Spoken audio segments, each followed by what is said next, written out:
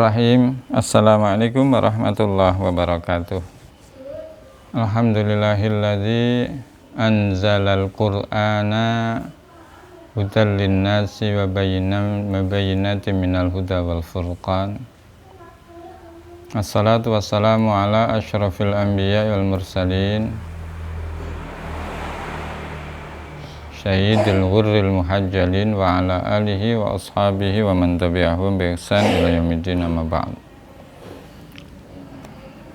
Pemirsa yang berbahagia, hadirin wal hadirat rahimakumullah. Mari kita teruskan pengajian sore kita menjelang berbuka puasa ini. Kita akan bahas satu tema ringan, yakni bagaimana tadarus Al-Quran bisa kita laksanakan di bulan Ramadan ini dengan pemahaman yang baik. Untuk itu kita lihat dulu ayat Al-Quran di surah Al-Baqarah ayat 185. A'udzubillahi minasyaitonirrajim. Syahrul Ramadan alladzi unzila fihi al-Qur'an hudan linnasi wa bayyinatin minal huda wal furqan. Imam An-Nawawi di dalam tafsir Munir ini memberikan penjelasan bahwa di bulan Ramadan itu diturunkan ayat Al-Quran. Pengertian ayat Al-Quran, ayat-ayat Al-Quran ini adalah diturunkan secara jumlatan wahidatan fi lailatul qadri, diturunkan satu kali langsung keseluruhan di malam namanya Lailatul Qadar,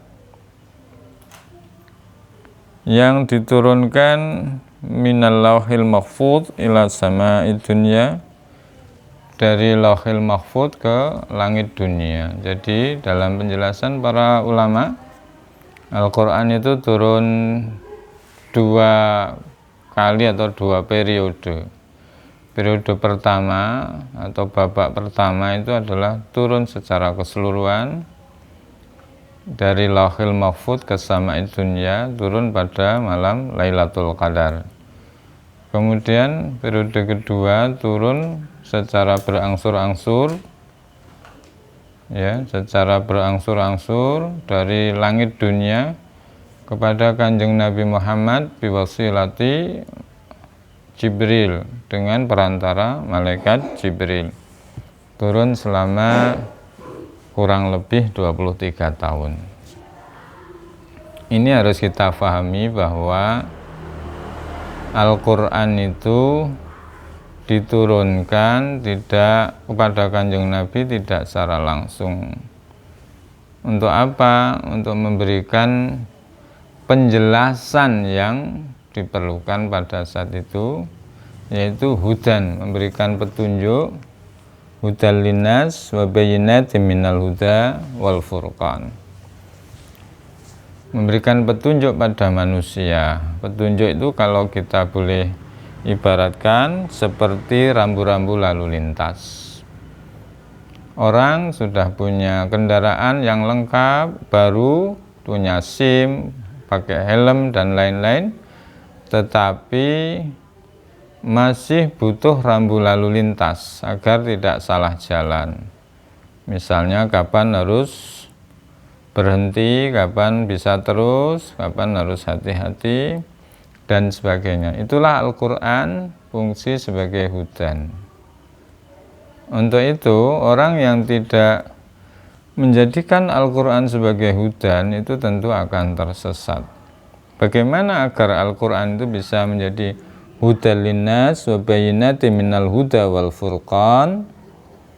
Maka para ulama memberikan urutan atau sistematika kita agar bisa membaca atau mempelajari Al-Quran dengan benar.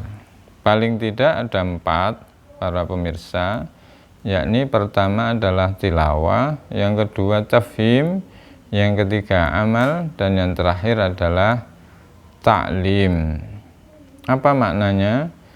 Kita yang pertama memang tilawah. Tilawah itu adalah tahap pertama seseorang yang ingin mempelajari Al-Quran dengan benar. Dia harus bisa membaca, tidak hanya bunyi dari ayat itu, tapi juga membaca secara seksama apa yang menjadi keistimewaan bacaan Al-Quran itu. Dia mengenal gharibnya, dia mengenal kekhususan Al-Quran, dan lain-lain.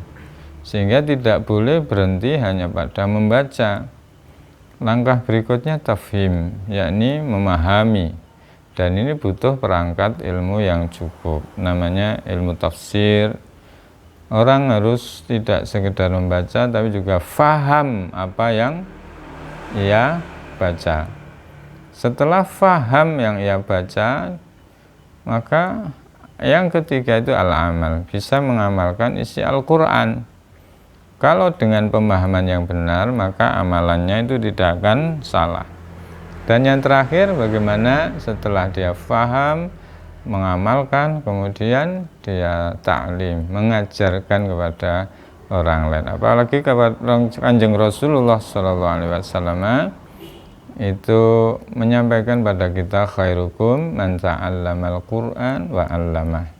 Sebaik-baik kalian adalah orang yang belajar Al-Quran dan mengajarkannya. Nah, pada saat Ramadan ini, pemirsa, mari kita walaupun baru tilawah, kita tadarus terus, kita baca Al-Quran, karena dengan membaca Al-Quran di bulan Ramadan ini tandanya kita cinta Al-Quran. Kalau orang sudah cinta Al-Quran, maka mari kita tingkatkan untuk memahami, sering mengkaji, apalagi bisa membaca tafsirnya dengan benar, kemudian amalan kita tidak akan salah, dan pada akhirnya selaku umat Islam, maka mari kita taklimkan, kita ajarkan kepada orang lain, agar Quran nanti bisa terus lestari sebagaimana Allah sampaikan, inna nahnu nazzalna dzikra wa inna lahu lahafidun. Mudah-mudahan bermanfaat pertemuan pada sore hari ini, dan mudah-mudahan puasa kita diterima Allah Subhanahu wa taala. Wal afu minkum wallahul muwaffiq ila aqwamit thoriq. Selamat berbuka puasa. Wassalamualaikum warahmatullahi wabarakatuh.